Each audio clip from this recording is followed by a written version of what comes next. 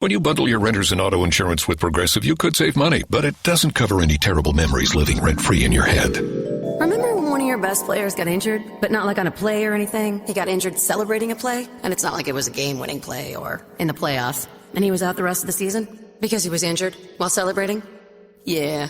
Sorry, we can't save you from that memory, but we could save you money bundling your renters and auto insurance with Progressive. Coverage from Progressive Casualty Insurance Company, affiliates, and third-party insurers. Renters insurance and bundle discount not available in all states or situations. This podcast is a member of the Voices of Wrestling Podcasting Network. Visit voicesofwrestling.com to hear the rest of our great podcasts, as well as show reviews, columns, opinions, and updates across the world of wrestling.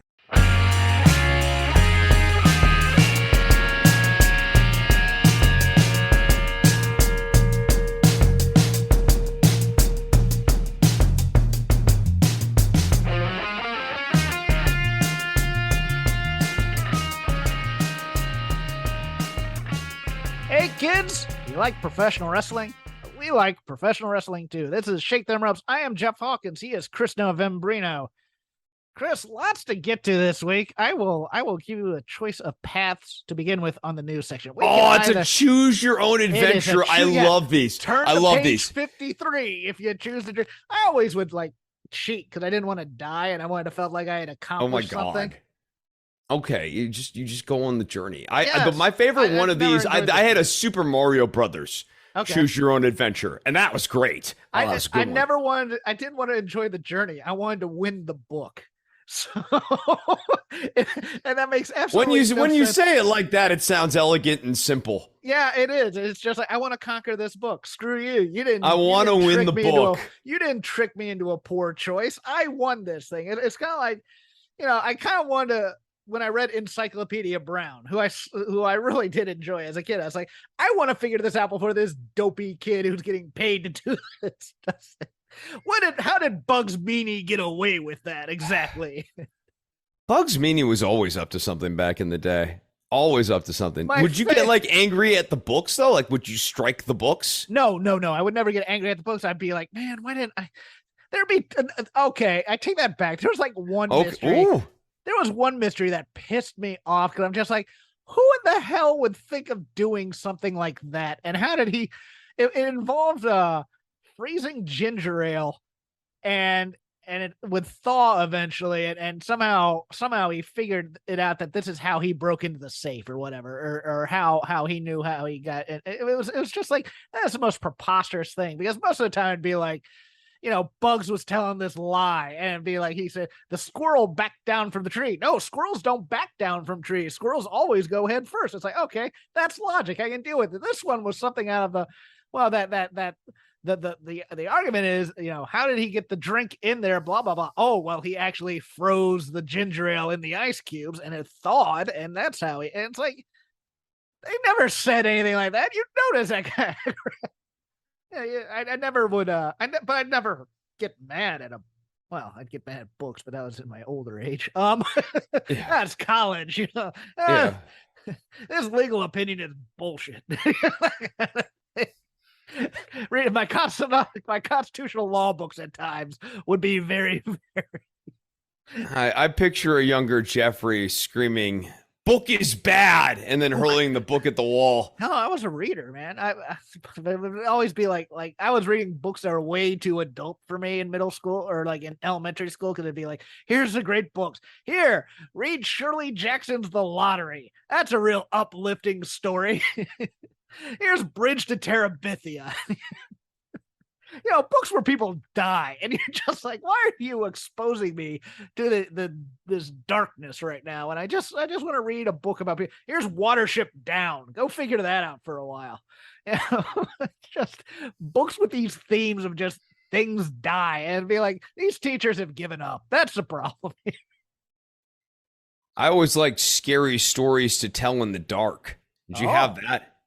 Oh, I believe that's in the juvenile literature. Yeah, it is. I was once a child, Jeffrey. I was never a child. I was born. I get that. You were born in a suit and hurling books at a wall. I was born with a receding hairline and bad opinions on everything. But on this adventure, Chris, we can either go with the titillating, juicy teenage style gossip of AEW, or we can go with the dry business report of WWE Q2 earnings.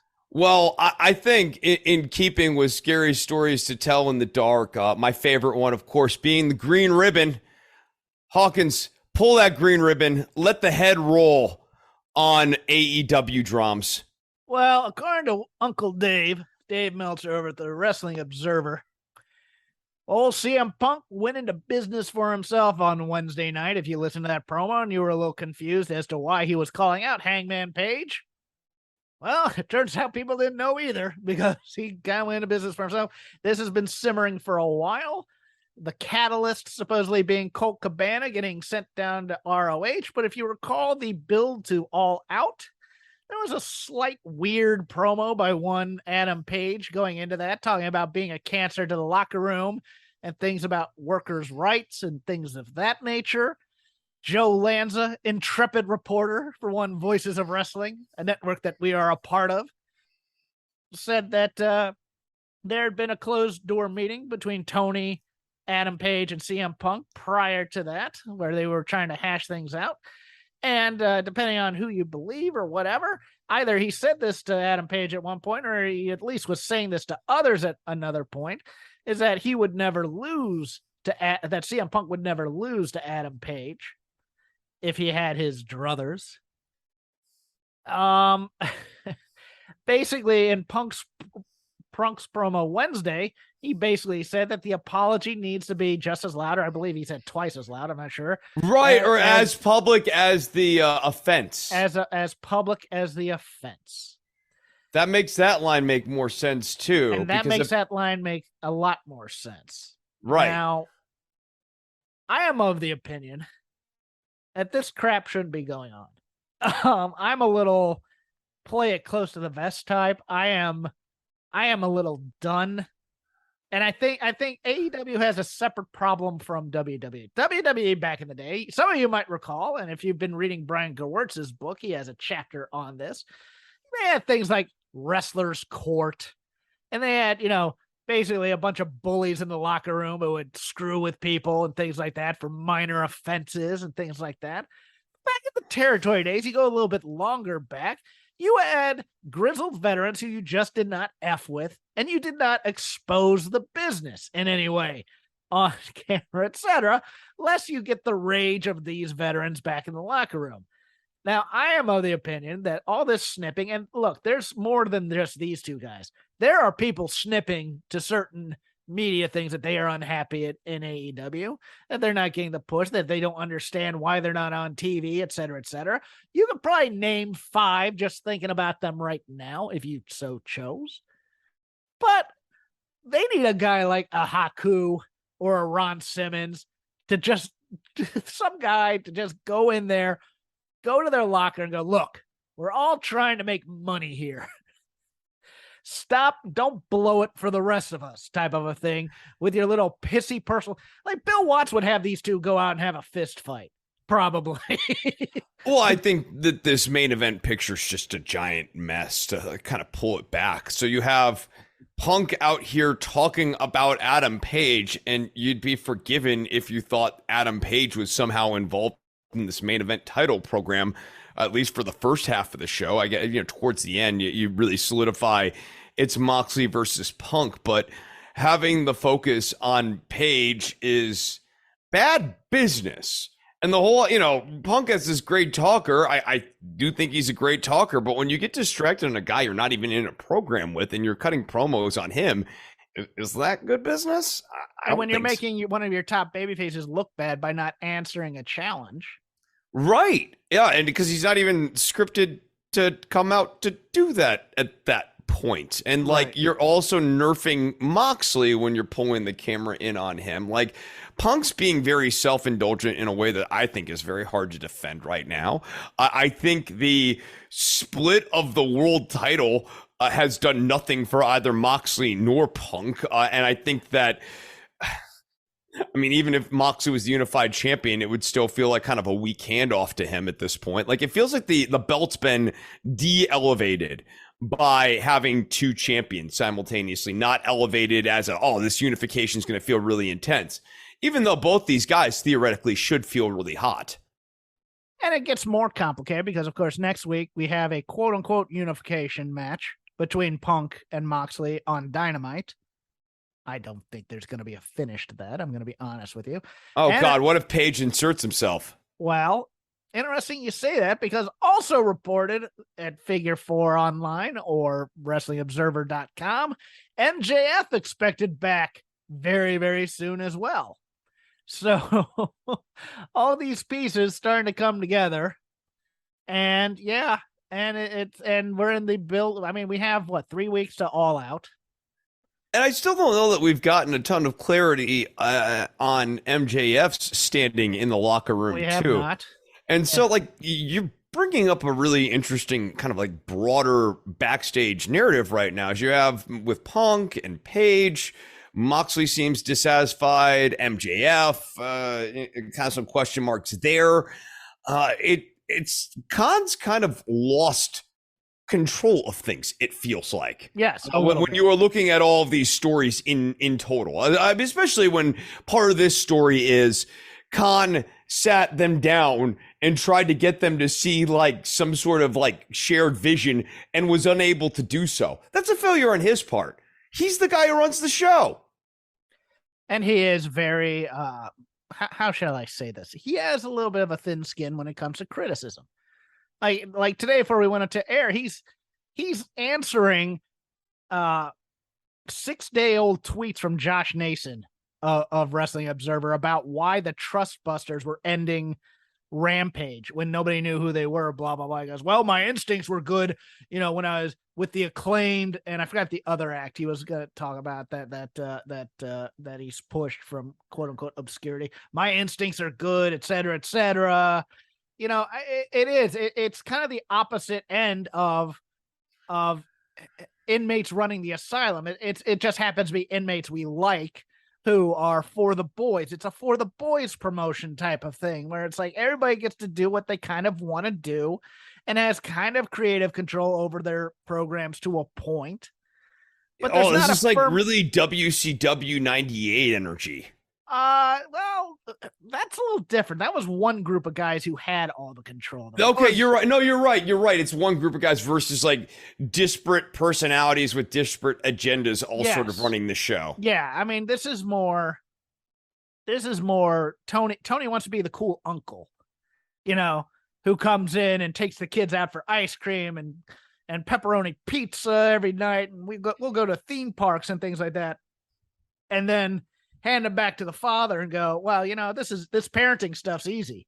The problem is, especially when you want to talk about vision, it just the week to week vision seems really erratic because you're indulging all these different people. It doesn't some weeks, it's not that the shows aren't good on any given week or whatever. Some of them are very good, but week to week to week, I feel like I'm stepping into a different river, and not necessarily in a good way. The Rampage is a mess to me. Yeah, because it's been ROH show for a while. It's been, hey, we're introducing these various people who have never been on Dynamite before, but indie people know them. And if you're in the bubble, you know who these people are. And here's JWoww's boyfriend. Here's the Trust Busters, which apparently might be more inside jokes about Tony Khan, because the Arya Daivari character might be somewhat based on things said about Tony Khan being, trust fund kid using his money to get into the business, et cetera, et cetera. Mance Warner on there, and because he won the Battle Royal at the Ric Flair thing, but not a lot of real introduction. Not a lot of good storytelling. I mean, we had the I thought the Danielson Garcia back and forth was pretty good on Rampage, but that Rampage overall last Friday was a mess. And by the way, I'll just give you all a timestamp. They're about a half hour into SmackDown right now. I think Toxic Attraction has already shown up. They were replacing Zoe and Nikita in the women's tag tournament. I'm being told that they didn't look too good there, but so we won't have opinions on this week's SmackDown and Rampage. But last week's, last week's Rampage was an absolute mess to me. And Sonny Kiss is now turned and is part of the Trustbusters as well. Right. And after getting destroyed by Parker Boudreaux, and you're like, all right, that makes no sense whatsoever, but okay. Yeah, it's a strange faction, and yeah, no, the backstage drama stuff, it just seems to be like part of a continuing trend with this company. It's the negative parts of what you hear, because it sounds like the veterans are there and they work hard, but they're there because those are the jobs that they can get now. Yeah. WWE used to be the big fish. They're no longer with WWE. Hey, come work for us. Okay, we'll come work for you. But, it's one of those things where it's like, I want to keep my job more than rock the boat type of a thing. There should not be. And I know there's a wrestling media dedicated to all this, and trust me, everybody talks to them. And there's no fear of talking to them. I think is also part of the point. And while we Tony's always been, to his credit, he's always been one of the guys who has courted wrestling media. He's one of the people who wants to be liked by wrestling media and stuff like that. But there's something to the thing of having mystery in your product. And I think we've gone hard the other way, where we've buddied up with so many wrestling media outlets, and the performers have no fear of retribution if they talk to somebody. And trust me, look, I'm friends with Sean Ross Sapp. I'm friends with Dave Meltzer. I'm friends with Mike Sempervive. I everybody talks, but at the same time, this much stuff should not be. Actually, you know what? Not even the leaks. Something like Punk going out there and going to business for himself is part of a problem with AEW having a problem scripting and keeping the TV to a tight structure. They were rushing at the end. They were rushing that end angle with Los Ingobernables Faction and Dragon Lee, because they were out of time, literally. And that was because the top segment went long, and that was partly because Punk went into business for himself. And it all runs together, all these little things, into a bigger problem to me. Yeah, I agree. And I just, the big focal point of the problem to me right now is the prestige of the belts, in particular the main event belt. You have so many lower card belts. That was a problem, but now the main event belt just it feels not where it could be. I'll put it that way. WWE had their second quarter call before market opens, which was a little bit surprising to most, and also a little bit last minute. In quarter two, covering April 1st to June 30th, WWE took in $328.2 million in revenue, turned $49.0 million profit. It was a combination of it being the WrestleMania quarter, and WrestleMania was much larger this year than last year due to fewer restrictions, Dave, not less, and larger attendance. Last year in the same quarter, the company took in $265.6 million in revenue and posted $29.2 million profit.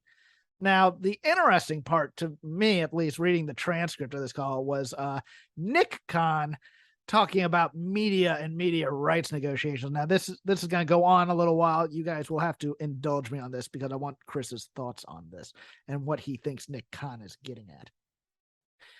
Nick Khan talked about the next media rights negotiation, which also impacts AEW. AEW's deal with Warner Brothers Discovery expires at the end of 2023. WWE's deals with Comcast and Fox expire at the end of September 2024. Quote, "We have been detailing on these calls for the past 2 years how hungry the marketplace is for live premium content. Today, we remain as confident as ever as we prepare for the U.S. rights renewal for Raw and SmackDown. Additionally, as everyone knows, since those most recent rights deals, the marketplace has become even more crowded with buyers. Interest from deep-pocketed tech companies has never been higher. Quote, on Netflix, we've been saying on these calls for many months that we believe Netflix would look to enter the live space. We got confirmation of that this past quarter when Netflix made a bid for the rights to Formula One. We believe Netflix's appetite for live product will only increase after the introduction of their ad tier. As we all know, the strongest ad rates for streaming are those sold for live programming.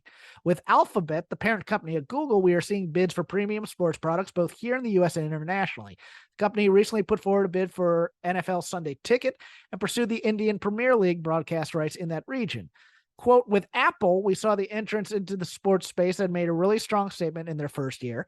Following the Major League Baseball deal this quarter, Apple acquired the Major League Soccer rights in a 10-year, $2.5 billion deal, and MLS is still set to see more revenue from games that they will sublicense along with Spanish-language TV rights. Quote, NFL Sunday Ticket will be announced shortly. We all expect that to go to a streaming company. Formula One, from what I briefly mentioned, went from $5 million a year to over $85 million a year, a 17x multiple. We know UEFA is out in the U.S. marketplace right now, and we expect the league will more than double its fee from its previous deal. The Big Ten rights will blow past $1 billion, and we'll have 3 or more buyers. As we know, there is no type of programming more valuable to sponsors than live.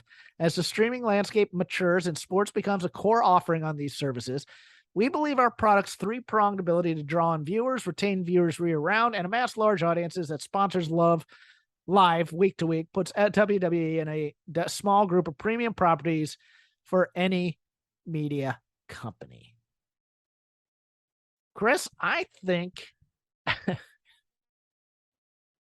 I am not high on streaming. I am not, because I think people are seeing now that they're going to be paying so much for ad tiers and things like this on over-the-top streaming services that they might as well keep their cable. Problem is, cable is now losing all of these things to streaming services, and sports is going to be the king on that. But I think WWE looked at that Formula One deal and said, we're not just going to double our rights fees. Some of you are going to have to pony up.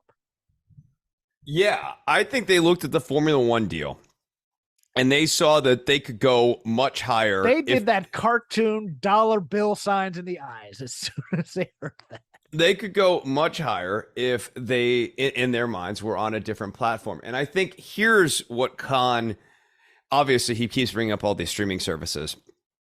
I think what they are thinking about is we offload the full archive. So in addition to you getting access to our live things, essentially like the WWE network model of, the last decade here, that would be available to a potential buyer. The entire all of WWE's back catalog and the live stuff, so that a Netflix who is looking to pad out their library would be able to do so very, very quickly and add lots and lots of hours of content.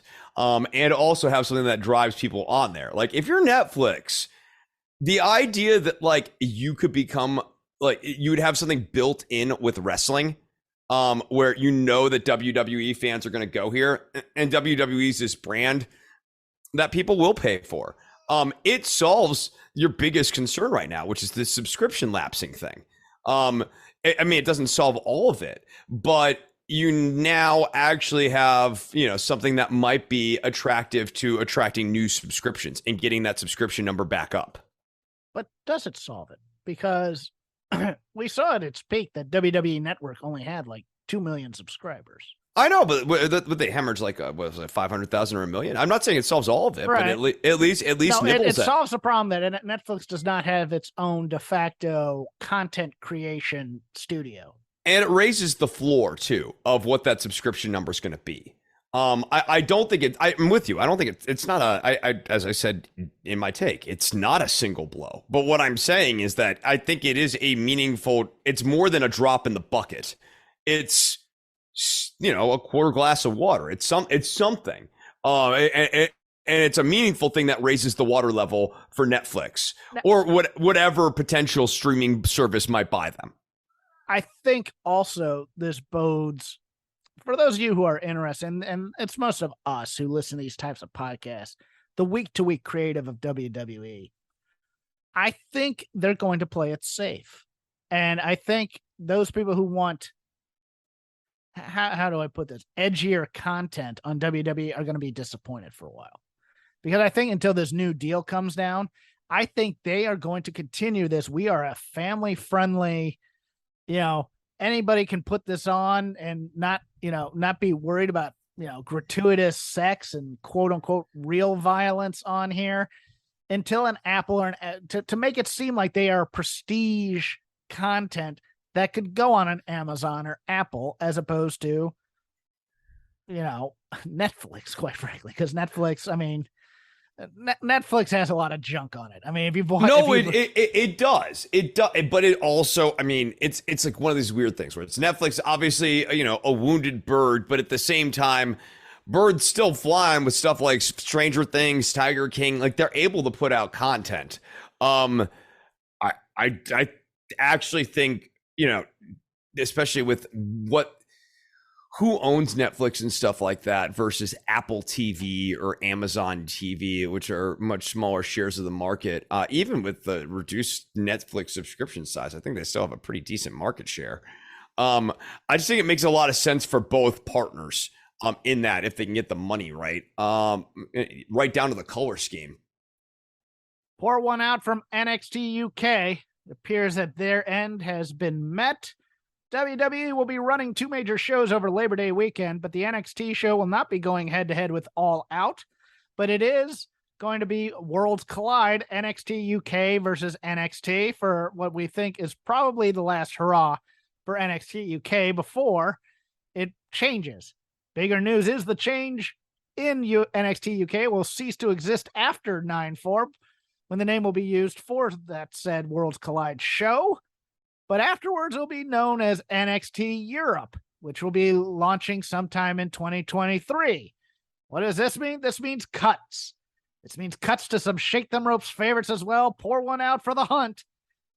Among those who were released, Mark Wildboar Hitchens, Shaw Samuels, Dave Mastiff, Oliver Carter, the Primate, Nina Samuels, Sam Gradwell, Mark Andrews, Flash Morgan Webster, Ashton Smith, Bootleg Kofi, and Whoop Guy. Both in one day. It hurts that Whoop Guy finally got taken down. Jack Stars, Millie McKenzie, Danny Luna, Zaya Brookside, Eddie Dennis, Saxton Huxley, Amir Jordan, Trent Seven, Sid Scala, T-Bone, Teoman, Kenny Williams, and Amale all confirmed publicly or privately getting the call on August 18th that they were released.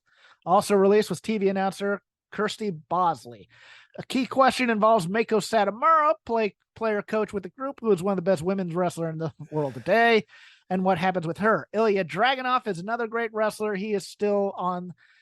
There's still no official word on whether he's staying. Also, no official word yet.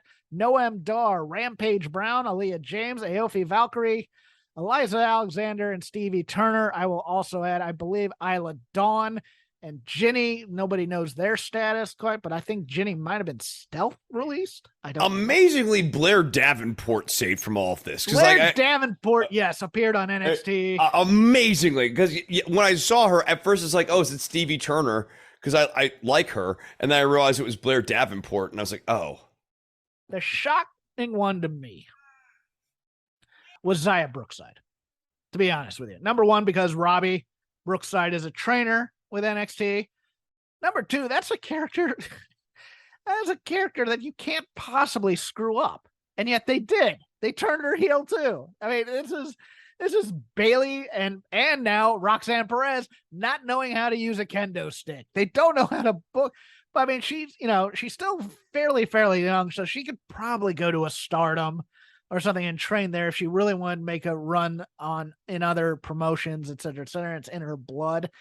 Look, there are a lot of people doing good work out of all these people. Mark Andrews. Oh my God, like Saxon Huxley would be like a real sneaky, not particularly expensive get for a company that could come in there. Saxon Huxley in Japan would be over, and he has improved. I mean, he's good. Lance Storm trained. I mean, he's very solid. A little surprised they split up Mustache Mountain. Trent Seven is not going to be part of the organization anymore. Underrated match in NXT UK lore was that it was Primate and Eddie Dennis versus Mark Andrews and Flash Morgan Webster street fight. Both Andrews and Flash Morgan Webster were part of the whole UK invasion thing on the US Indies out here, especially PWG, before they were signed by the company. I expect them to, maybe DDT, maybe even AEW, because they like their small guys in AEW. Yeah, Jack Stars is one of these guys who like could be might be able to catch people's attention. I see him as kind of a European Indies guy. Yeah, potentially. Yeah. Maybe beloved European Indies guy who occasionally does little spot runs over in AEW or whatever. Yeah, let's see. The fact that so many were let go immediately led to skepticism regarding the relaunch, with the idea that they wouldn't cut so many people if they were planning on launching something in just a few months. It's another parenthetical for me.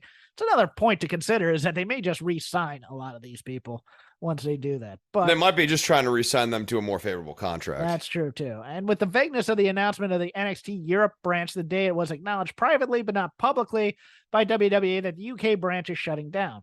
Another key is why, while all those released were from the UK, Amal, I think I call her Amal. Amel. It's Amel? actually Mel, yeah. Amel is from France. She's the only star from France they have under contract, and is someone that has gotten them publicity in that country for that reason. Question is, if they were really planning a European relaunch and expansion, the feeling is she would not have been released. And it just seemed like a way to cover up the dropping of the UK brand and training facility that was expected the past few weeks. All right, Chris, over under on percentage that NXT Europe comes to fruition. Under 40%. I'm going to say Okay. 35%. I think they are going to give it a go. I think with Triple H back now, they're going to try this expansion project, and I think it's going to fail. Okay, comes to fruition, succeeds, I guess, is I would say 35%, but you're right. They might try to do a show at least, but I mean, it's people are just going to view NXT Europe as NXT UK. Yeah, and they're gonna view it as second rate, and it's going to be kind of the same. It's so hard to compete against European wrestling. They've just never really shown the appetite to like actually try to do that European style. Well, it's funny because the complaints out of there was that they basically killed Progress for a while, which was the major British or UK, sorry for anybody who gets offended on that, UK indie over there. They've been taking the stars from Europe. I mean, Cesaro, Walter. Bait. We'll talk about Bait. Pete Dunne. Yeah, I mean, most of the big stars from the European promotions. I'm sorry, Butch. I'm hoping he comes back to as Pete Dunne, please. I hope that's the one idea where Triple H goes, you know what? Maybe we went a little too far on this. I really like Butch. Well, the people seem to like Butch. Oh, but you can tell me they're going to come back as NXT Europe. I have my doubts. I think NXT in this head-to-head thing is going to roll NXT UK, and it's going to kill it once and for all. Because I think, and this is getting into Lazy River territory, and I apologize, but man, all those UK people seem tiny compared to the US people. All of them. Man, Gallus looked small, and they were giants in UK. Tyler Bate looks tiny next to Bron Breakker. I just think they're going to look at that and go back to what they know. Yeah, I thought that Gallus on NXT US and Bate on NXT US. But dear God, give me Mako Satomura killing Mandy Rose. Sure. Give me that. Mako will be great. She's not going to be outclassed like that. I mean, it's just, look, it's fine for Pretty Deadly because they're supposed to be like Leith pretty boy heels. But like Gallus are supposed to be big, brawling Scotsmen. And I was trying to remember where they're from. Yeah, big brawling Scotsmen. And like, they're brawling all right. But like Mark, I always thought like looked really big on NXT UK. And I thought he was very average Next looking. Next to the Creed brothers, he looked small. Well, yeah, and Joe, Joe's changed his look, and I don't think it's helped to add to his star power. I think no, you're right. Joe and Mark. Yeah. No, Joe's changed. Joe was like, he was the main eventer guy. Yeah, I didn't recognize. He used to look the same as Mark, and now he looks like 100% different. And you're like, yeah, it's not he before he just like, especially like, when he was in those main event programs and stuff, he just really had like a star power to him, even though he's, a little bit smaller, and whatever he's done to his look, it has not helped is like top of the card charisma or whatever. I like Wolfie. I think Wolfie will be a lot of fun. But I think it's interesting that we bring this up though, because you brought up Pretty Deadly, and when all is said and done, who from NXT UK really were helped in the WWE system? Pretty Deadly. As being Pretty Deadly might be on that list. Because, who did better out of? I mean, I guess you have a few. You have Rhea Ripley was definitely helped by the NXT UK Women's title. Okay, sure, and her run there. Walter is Walter. Walter is Walter. Walter was Walter. Yeah. And Pete it would Dunne. work wherever. And Pete Dunne is really the third guy who really came out of this looking good. Pete Dunne. Yeah. And it was at the expense of Tyler Bate, who everybody thought was going to be the money there, and then they just wasted him for 4 years, pretty much. Yes. No, I don't think Bate's in a better place now than he was a few years ago. I hope Nigel McGuinness gets a place somewhere, because he'd been doing the commentary for the show. And I would say the Forever Champ would have benefited from this, but like they have now changed her name, so it doesn't really matter that she was the Forever Champion.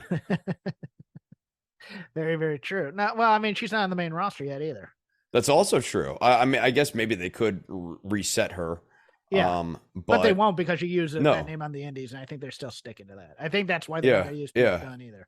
Right. I assume Tyler Bate's going to get a name change eventually, like Shorty McPower or something like that.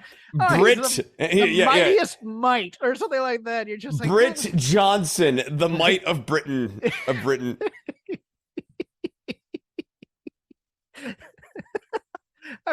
Piccadilly Power. Britt Piccadilly. What a name. Piccadilly. There we go. That's gonna be his new name. Oh, he's small, but he's powerful. He's Britt Piccadilly from the Piccadilly circuses of the streets of. They call him the Mighty Mouse of England. and somewhere Pac just throws a beer at his TV. He's like, they're doing this crap again. But in good news, 2.0 re-signed with AEW for another run. I'm look, you and I both love Matt and Cool Hand Ange. I don't know if you got a chance to watch. I think it was Dark, where Matt Menard was doing commentary. Oh my God, he's so funny on commentary. He was great. And he was sort of like playing it right down the middle, like not full on healing or anything. And I think that works great, because he just defaults back into his weird kind of prickly personality thing, and it's very funny. He's the accent helps, of course, but I kind of enjoyed the parody of. With the advent of online sports gambling, all the references to that. Yes. Yeah. No, he's funny, man. And Ange, I think, like, look, he's not getting as much like mic time or whatever, but he's starting to get much better at like the acting part of the puzzle here. Yes. Facializations and stuff recently. I thought he's been much better at. Chris, tell us about HelloFresh. Okay, Hawkins. HelloFresh is how I greet you sometimes. When you're being cheeky. Fresh. Yeah. Hello, Fresh. Hello, Newman. But when you think about it, it's all one word, like HelloFresh. You get farm fresh, pre-portioned ingredients and seasonal recipes delivered right to your doorstep. You can skip trips to the grocery store and count on HelloFresh to make home cooking easy, fun, and affordable. That's why it's America's #1 meal kit #1. Savor every last second of summer with HelloFresh. HelloFresh delivers fresh, quality produce from the farm right to your door. You'll notice that's farm to door. No stops in the middle. Yeah, nothing. And honestly, the farm is kept at a reasonable distance from your doorstep, and it'll get there in less than a week, allowing you to enjoy the delicious flavors of the season right from your home. So you can skip the grocery store and spend more time soaking up the last of the summer sun. Hawkins loves doing that. HelloFresh Market is a one-stop shop for all your mealtime needs with a curated selection of quick breakfasts, lunches, snacks, and desserts, and more. Breakfast sometimes can sprawl out at the Nove household. It doesn't need to, and HelloFresh makes that possible. Are you heading out for vacation, Jeff? One last vacation, and then never again? Everything closed here in August. I don't know what happened. Like water parks closed early this month. I was like kind of mad because I was going to take a week off. But so let's pretend you're not in a place where society has shut down, like where Hawkins lives. Yes. You could update your delivery address and enjoy HelloFresh at your vacation destination with just a click. That's a flexible, so they work with your changing schedule. We had HelloFresh not that long ago, Hawkins, right? Yeah. Yes. Okay. It was a while ago. Like let's not lying to the people is not how I want to go. But when we had HelloFresh, I enjoyed it very much. I enjoyed the hamburgers. I enjoyed the meat sauce that we had. The vegetables were. I actually enjoyed the couscous. I had never had couscous before. I never actually got around to making the couscous, but You son of a. yeah, I know. I never actually said I ate the couscous. I've never lied to the people. I've never been like, oh, I was eating that couscous. I love that couscous. You notice you'd bring it up, and I'd quietly hide behind you in the past here. If you've worked with Green Chef or Every Plate in the past or are currently, you must address the HelloFresh and Green Chef. Oh, that's for me. Oh my God, Chris. just get to the tag. We'll go. Okay, on. it said required if applicable, so I was reading the new passage here, but it turns out that that's not relevant. Go to HelloFresh.com/VOW16 and use code VOW16 for 16 free meals across 7 boxes and 3 free gifts. That's HelloFresh.com/VOW16. Maybe I'll leave it in. What? No, leave it in. Leave it in. It was required if applicable. It was an honest mistake. Don't. Make all your mistakes honest. Be honest with the people. Go to HelloFresh.com/VOW16 and use code VOW16 for 16 free meals across 7 boxes and 3 free gifts. And that's HelloFresh. No, hold on. HelloFresh, America's #1 meal kit. And now, the world famous lazy river of wrestling criticism. Anything we watched this week, past, present, can't watch the future, so it can't be any of that, can bring up here. Anything that's worth thinking about can be brought up here. I have an update. I've been told that Toxic Attraction, actually, the match was pretty good. It was just the entrance didn't seem to work at first on the main roster, but who knows? Chris, you are allowed to start. I have talked a lot today. Fashizi. Okay, so we've already done the opening promo on Dynamite. I feel like there's nothing really worth revisiting beyond that. I'm like looking at what else I might want to hit on. I'll ask you something if you want to. Sure. What did you think of Punk kind of clowning Moxley's entrance also? Boy, that felt like overkill. It's fun. Okay, if you want to circle back on that. I'll ask you something here because my co-host on the Dynamite show, which I co-host with Paul Fontaine over on Fight Game Media, about 10 minutes after Dynamite goes off the air, thought that Punk, with all these things, was possibly trying to go heel, but that the crowd wasn't going to go with him.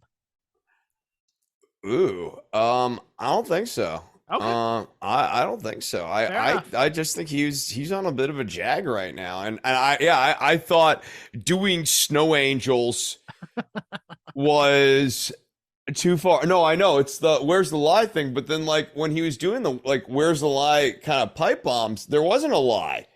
So there were though. Okay, where? I believe the point when he said that. That Moxley wasn't as good as the people in his stable now or when he was with the Shield. That's not true. That this John isn't as good as the John that he beat at Money in the Bank 2011. That's not necessarily true. The point was made that he was saying, "Tell me where the lie is," and then went on to lie at times. Okay, I'm gonna go. It's a matter of opinion. Okay. John Cena, I'm not saying whose matches would Chris rather watch is one thing. John Cena's a great wrestler. You can't really say that he's not. He actually is. He's a very good wrestler. I mean, he worked a very specific style, but like whenever he got to kind of explore a little bit outside of that or whatever, he was clearly capable and down to do it. He's a great promo. I mean, he is by most metrics a very good wrestler. Fair enough. Great wrestler. I have cut you off enough. Get to your point. Hold on. Then stop cutting me off. You are like literally cutting me off as you're like, oh, I'm so sorry for cutting you off, Chris. Well, okay, you pull a Hello stifle yourself, Hawkins. Stifle yourself. I'm not done. Let's talk about the Shield. Okay, Hawkins? Okay, there are two people mentioned there. John Cena and the Shield. Is Jon Moxley a better wrestler than Seth Rollins? Ooh, that's at least debatable. I would say no. Is he a better wrestler than Roman Reigns? Again, debatable. Chris Novembrino, would say no. So I actually, yeah. I mean, I get that. I'll say it's a matter of taste. Sure, but like, no, Roman's proven that he can do it.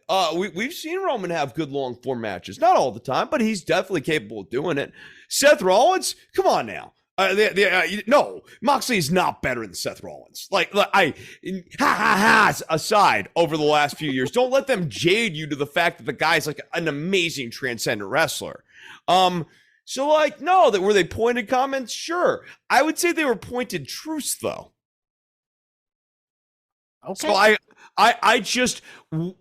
think that there's some, I don't agree with that interpretation. And I think if he was going to go, I think in order to go heel, I think you'd have to make a little bit more of a point. The Snow Angel stuff, though, in the ring was like, whoa. I mean, it was just like one of these Karrion Kross and Adam Page moments where, like, the thing that he was doing to the entrance was actually too pointed about how draggy Moxley's entrance is. It's sort of like, it's like the Family Guy episode where they sort of, or the South Park episode where they cut into the Family Guy formula super hard. Manatees. Yeah. Yes, I feel a little bit like Punk sort of South Parked Moxley's entrance there. Okay, let's go to your original point before I asked you more about Punk.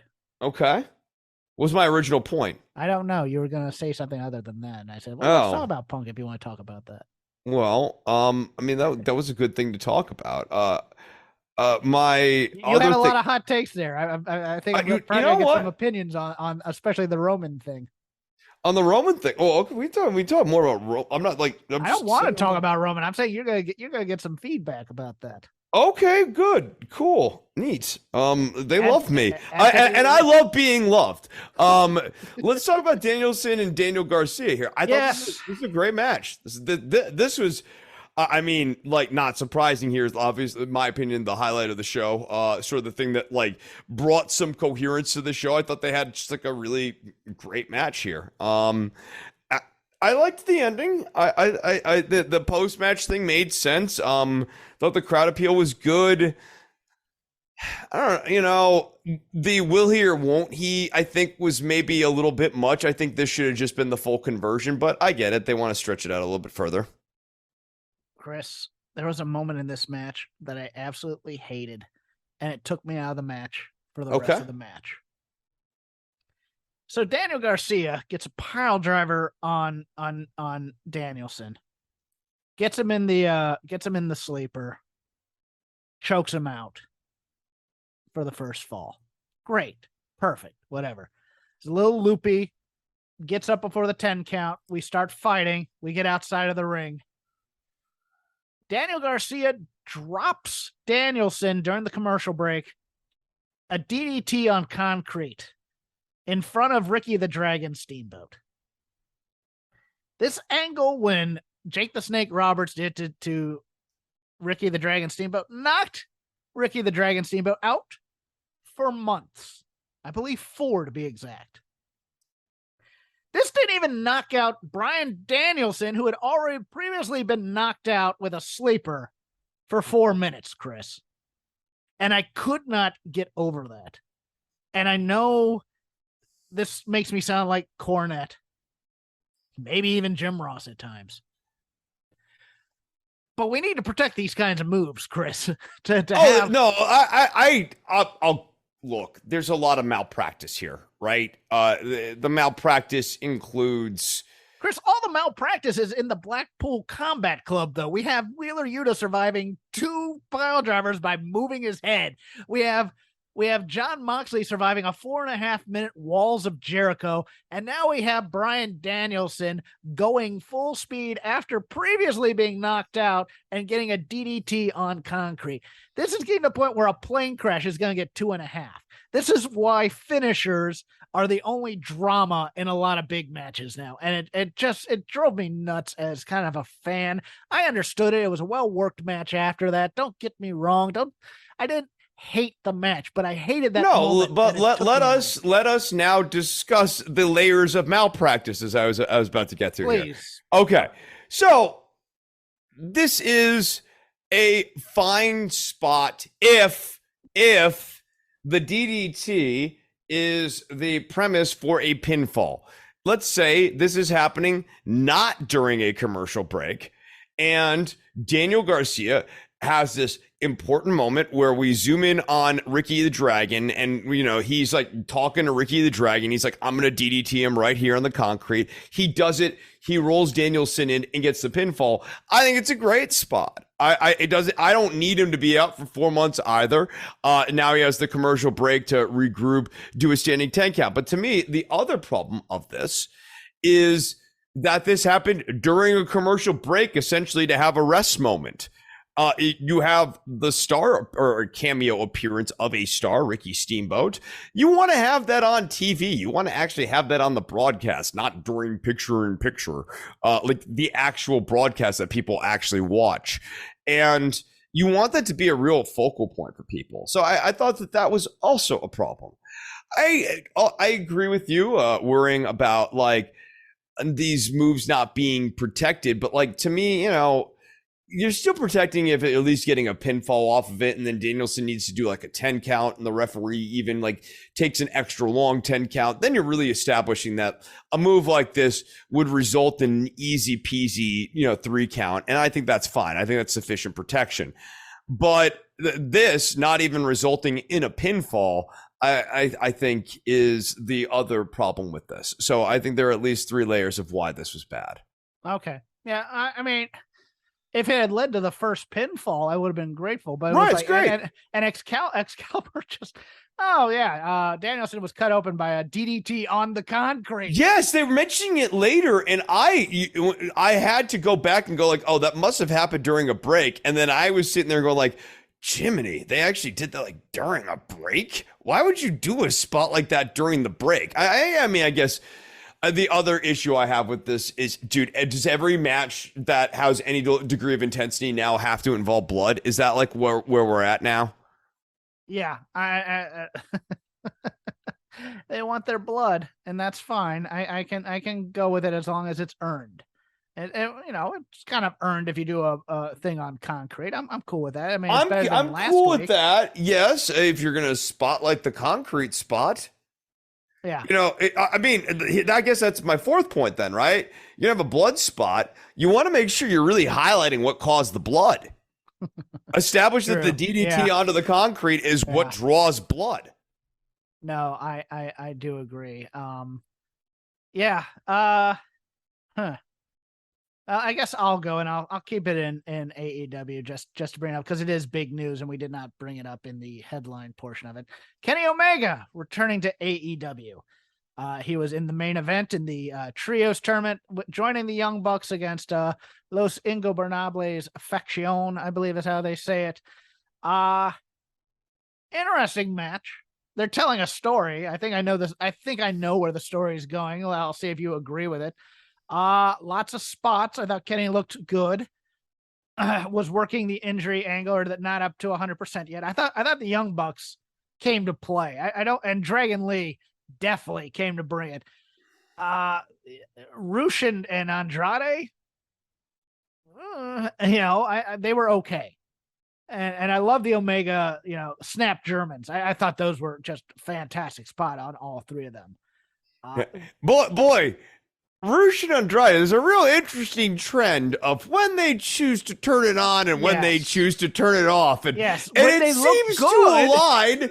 It seems to align with when they're actually the featured player in the story and scene in question. And when they're not, they seem to turn in a different level of performance. Yes, they might be a little ungovernable in some ways.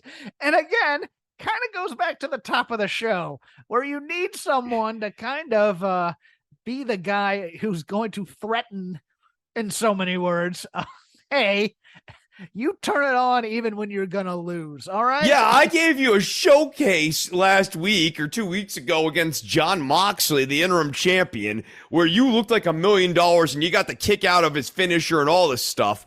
No, you're going to go out there and you're going to shine some other people up now, sirs. Now, here's what I think, Chris, and let me see if you agree with me or not.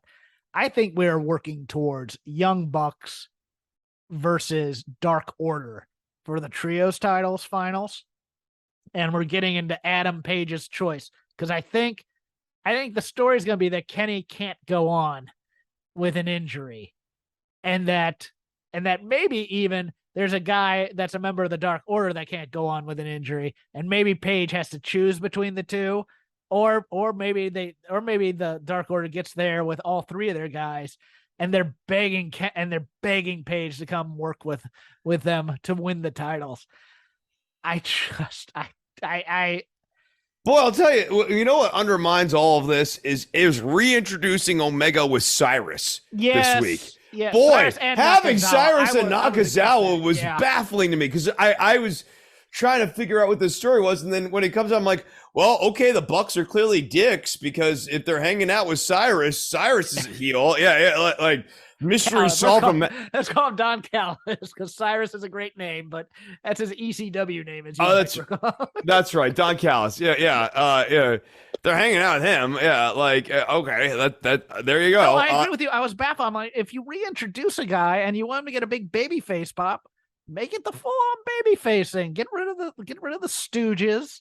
Especially after having Justin do the charming and endearing North Carolina promo that Omega does. Like it was so weird. It felt really dissonant to have what felt like a hero's return tainted with Don Callis and Nakazawa coming out with him, and you're like, oh, we're still doing this gimmick? Really? Because if that also felt dissonant to, okay, is Kenny Omega, one or two storylines are possible, right? He's either getting his mojo back, and as the tournament goes on, he's going to lose armor, and he's going to, start dropping the shoulder pad, and he'll get the ring rust off. That might be where we're going.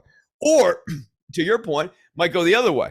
Omega looks like he's getting the ring rust off, but it's a swerve, it's a twist, and he's in fact he re-injures himself, tweaks his shoulder. Bucks are able to win the match, but in order to continue in the tournament, they need a third member.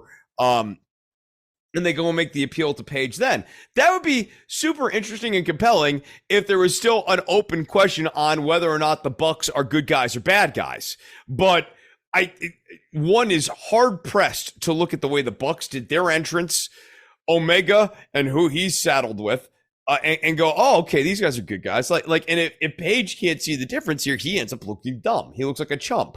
Like there's a point where it's like, okay, but dude, you hate Don Callis. You've established this. You talk about it a lot.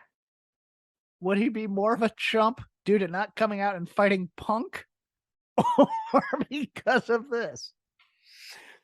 This poor guy, even his friends are nerfing him right now. He's an emo cowboy, and it's full on. He's just a. It's one thing to get nerfed by Punk, who you got backstage beef by, but these are his friends, right? Omega and the Bucks are his actual buddies, and their angle is also nerfing him. Hot take: North Carolina, crap state, just bad schools, not as good as Virginia. But Jeff doesn't care for North Carolina. No, I do not. Although Bojangles and biscuits in North Carolina are fantastic. Your turn, Chris. Okay. That basically wraps up AEW. And I mean, for me this week, Mostly, yeah, Raw really did feel like the show I was more interested in viewing this week. There's just kind of more going on in this show here. A lot of good matches. A lot of good matches here. I thought Lashley and AJ Styles was better than expected. As was Ciampa and The Miz versus Cedric Alexander and Mustafa Ali. Cedric and they got me to think that they were going to win at spots. I liked it. I thought that was good. Yeah, I don't know if we're being faked out here, if we're being shown the shiny object here, because it's look, a lot of people have been cheering for Cedric and Ali for something for them to do. And this new regime, you never know. And Ali has now been in 2 matches, 2 weeks in a row that have been pretty damn spectacular. But at the same time, we're bringing back Hit Row. We're bringing back Dexter Loomis. We have Karrion Kross in the wings. We're bringing back these almost NXT 1.9 guys, so to speak, if we want to go that far into it. For guys who have been on the main roster and just kind of misused all this time, and okay, they get a chance to wrestle. We get to see good wrestling. Dude, there's so much more good wrestling on this. And it's very good. And don't get me wrong, and I know that the wrestling fans are excited, but do you buy that this is the Triple H way, or are we just kind of being lulled into, hey, they're having longer matches and better matches at the expense of, not necessarily at the expense of, but to kind of pad the resume a little bit while they figure out what kind of storytelling they want to do. Because let's be a little bit real here. WWE fans, for the most part, and I'm saying WWE fans, the homers, the stands, the people getting your mentions if you say something bad about a wrestler in WWE or you cheer AEW, those types of people, they're not particularly interested in good wrestling. They like big characters. It's funny because there's been a promo of Triple H when Punk was doing the Summer of Punk stuff that came up. They goes, hey, there are some people who like what we do here. And he's right. That's the thing, is he's right. Do people want better wrestling on the product, or do they want the WWE kind of style, so to speak, with where character kind of matters and you get to see everybody play the hits? And it's not really wrestling. It's just kind of, it's wrestling inspired entertainment, so to speak. Are we being lulled into that here? It's a big question of like what supposing how big that group of, let's say, Triple H, some people like what we do here. People are, because Triple H, I think, is the opposite. I mean, Triple H was right. He wanted to do other things. And Harley Race promo on the. And as someone who has been in these audiences multiple times, and oftentimes in sections that are very heavy with casuals, like I feel like their itch will be getting scratched if they get taglines and catchphrases. Like they barely watch the wrestling matches. Right. I mean, yeah. And so it's a means to an end to get to. Right. Yeah. And so, no, I think the wrestling fans, I think there's a way to serve both masters is what I'm saying. Like, I don't view them so mutually exclusive. Like, all those people want are good promos and big characters, and the wrestling fans just want to see good wrestling. And I think those can happen at different points in the show, and they're not mutually exclusive, but like, a good character can beget a good wrestling match. I think this is a possible thing. Well, we got another quote unquote return, or at least in a promo package. Sarah Logan appearing in a promo package for the Viking Raiders. She, of course, married to one of the members. I am more interested in the family of Ezekiel than any of that. Let's talk about this, because this was awesome. We have now moved this gimmick. This is turning into, like, it went from a gimmick with no direction, in that, like, okay, Elias is no longer Elias. He's now this weird, like, white meat babyface character named Ezekiel. And at first they didn't really know what to do with him. So then they're like, well, then he's just going to deny that he's Elias, which is kind of funny, but didn't really have any place to go.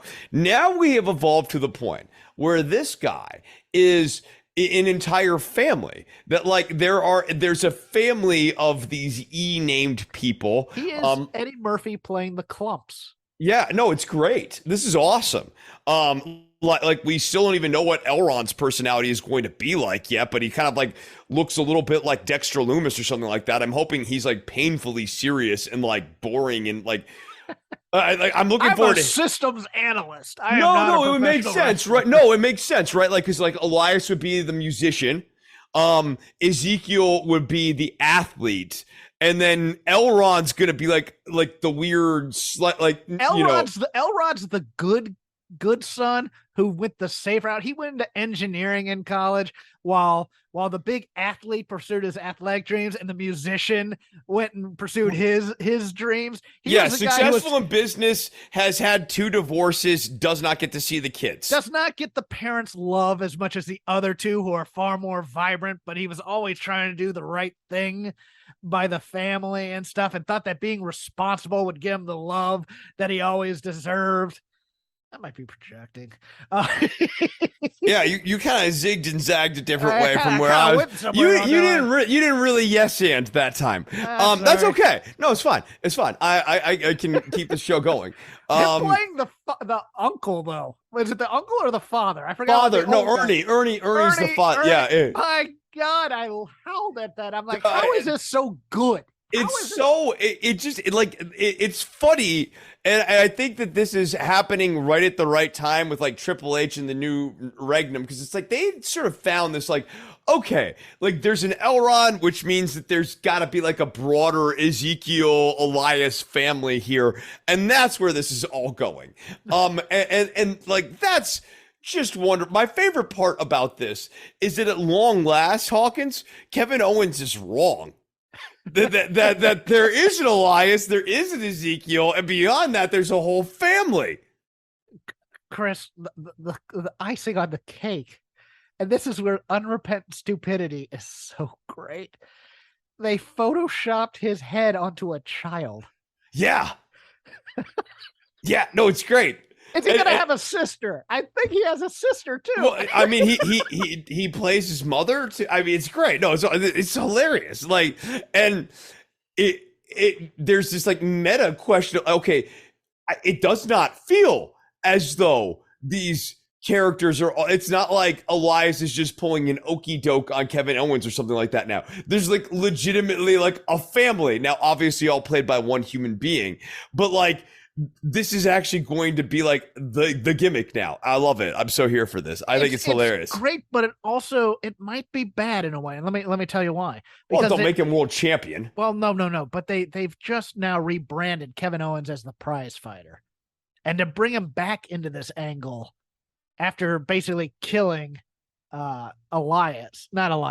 Ezekiel might cool him off some, but here's what I am here for. I am here because we have not done one of these in a while. I need a cinematic match, and I need all the family to be on one side of the Survivor Series. I need a 5-on-5, Chris. And I need it to be Elrod. Oh, and he does like quick changes in the back. No. They shoot on film, so it doesn't have to be live. Okay. It's a cinematic match. Okay, all right. I'm into that. At the E compound, whatever it is. Yes. What are we gonna name that? Because they don't have a last name to No, but everyone's got a first name that starts with E. Yes. So yeah, like the E family compound. The E family compound. They do this match, and it's the entire family, and it's Hatfields and McCoys or whatever we want to make it. No, and at that point, I want like 15 members of the E family. I want family members killed off in this match. And for like a funeral later or something like that, you know. Like every time Owens thinks he's got he's like, okay, that's it. That's the whole family. And then someone new shows up. That's our foreign exchange student over there. Oh my God. He plays a French foreign exchange student. Yes. Enrique. My name is Henri Baguette. Oh, is it my turn? I now have to go. NXT Heatwave was better than I thought it was going to be. It really was. It was a fun watch. with the I did JT McDonough and Bron Breakker was a little ridiculous in some ways. Yeah. God, the end of that. What did the end of that do for either of them? Oh, they're trying to do this thing with JD McDonough when they should just do the Irish Ace thing. But he's crazy in some ways, and he likes the pain. That's why he's sitting in an ice bath before his, Right. No, it's a little bit like the Canadian crippler sort of thing. Yeah. Yeah, he's bleeding a bit, and so he just holds his arms out to take the spear because he's gonna be a martyr. That was ridiculous. But Mandy Rose versus Zoe Stark, far better than it had any right to be.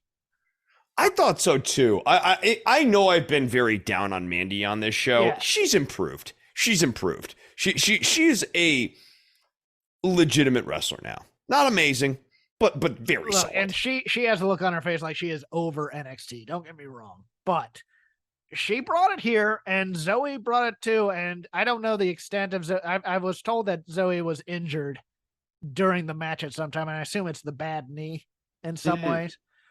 And I hope not, because I think she's a welcome presence on this card. But that was a fun match. I liked that they didn't go where I thought they were going to go with the Gallus attack on Diamond Mine. I hope they play this subtle for a couple weeks, where the rest of Diamond Mine does not trust Roddy, even though he did get attacked by Gallus.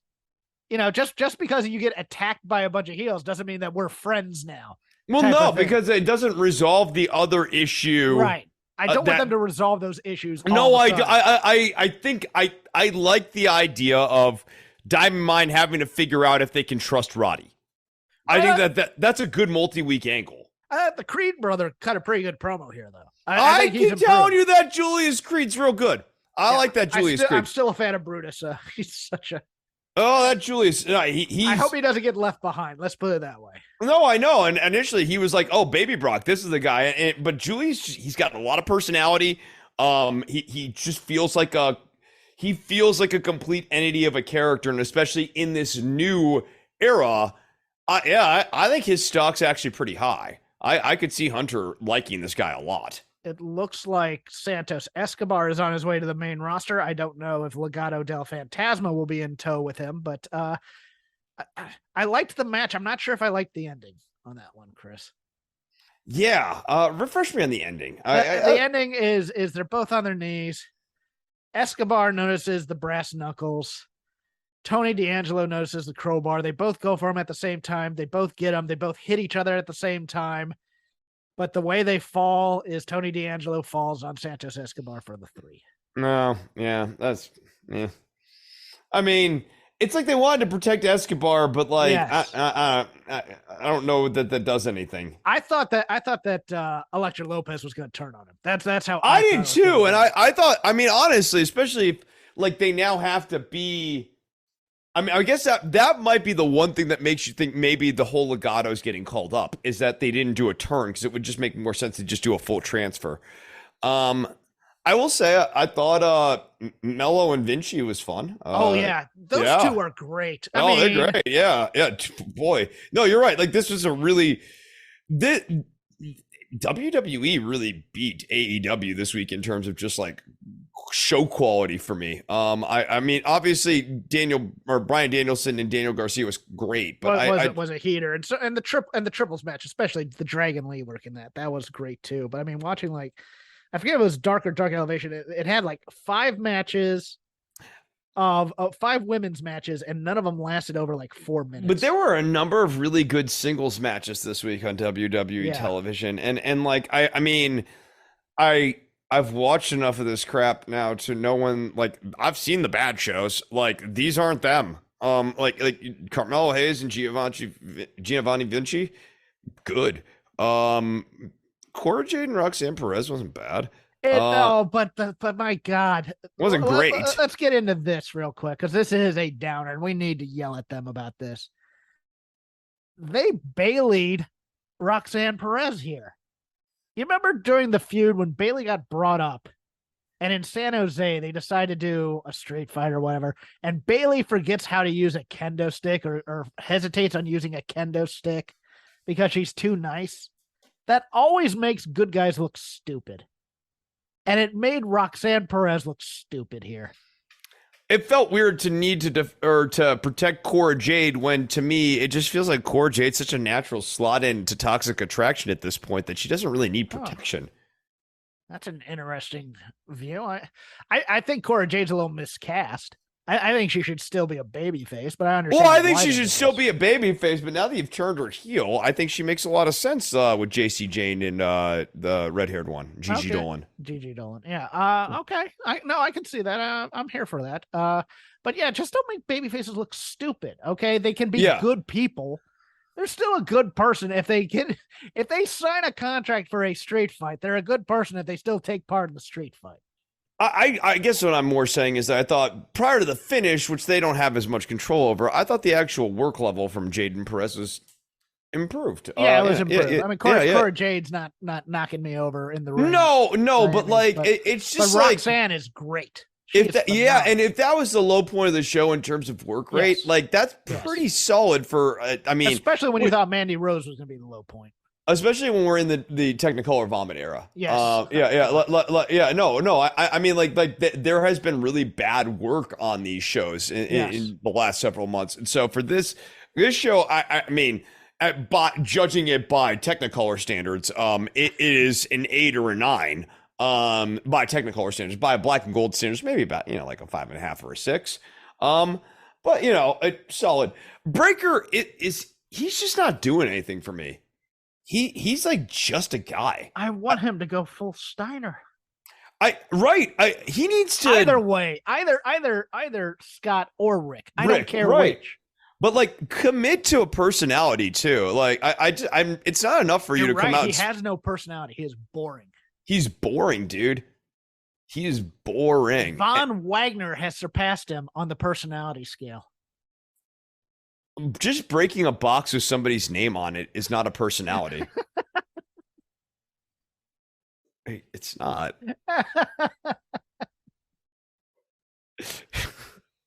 I'll break this with a sledgehammer. McDonough has a crappy personality, but at least it's like something. It's like a watered down version of American Psycho with a little bit of dash of like the Canadian Crippler in there. Like okay, it's not what I would do with the guy, but at least it's a personality. What is Bron Breakker's personality? A few oblique Meathead. References. Meathead is his personality, but he's not even playing Meathead really well either. He's just kind of guy with title. That's his yeah. Likeable enough babyface champion of sorts. Like, give me dumb Rick Steiner from the Varsity Club or whatever. Give me Scott Steiner, arrogant jerk. I don't care, but just make a hard choice and go with it there, because this, if I'm watching this as a producer, I'm going, I don't see it. He has a great look, but there's nothing there. And I know. But you know that there's something there because he had it originally before he got the title. The title made him boring. He's clearly good in the ring. He's clearly an athlete. The Steiner stuff is there. It's just like making this guy Bron Breakker instead of just making him, whatever his name is, Steiner. Bronson Rex Steiner. So just make him Bronson Steiner. Bronson Steiner, dude. He hasn't worked the indies. He can use that name, and it's nice to have a legacy occasionally. Well, especially if you're going to keep invoking it, right? Yes, if you're going to go far away from it, if you're going to, then just trade on it, right? Yes. That's my thing. Is it's like, don't pull it half out. Just put it out there or don't. So that's a good lesson for all the guys out there. No one pull it out halfway. Yeah, no one's ever impressed if you pull it out halfway. People are just bothered by it.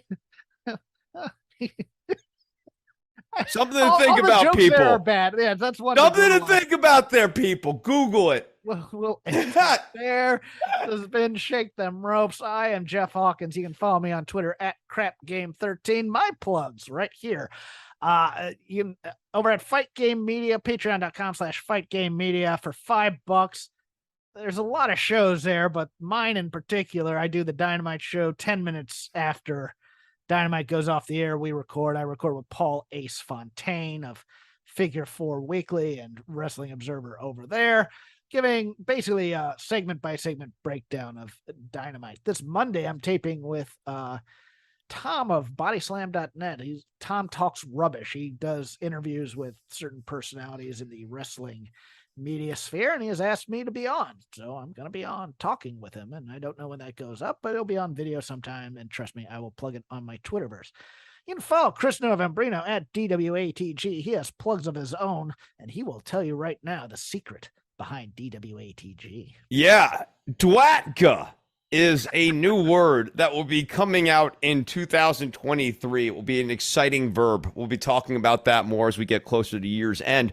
Don't Worry About the Government is my podcast that you can find on iTunes, Stitcher, and Spotify, as well as patreon.com/DWATG, where it comes out in a video version and earlier for those who support for just a mere $1 a show. That is 100 pennies. It's the lowest deal. Inflation has not touched this subscription. No, in a time of inflation crushing your back, there's still one thing that you can give $1 to and get the exact same thing you've always gotten, and that's Don't Worry About the Government.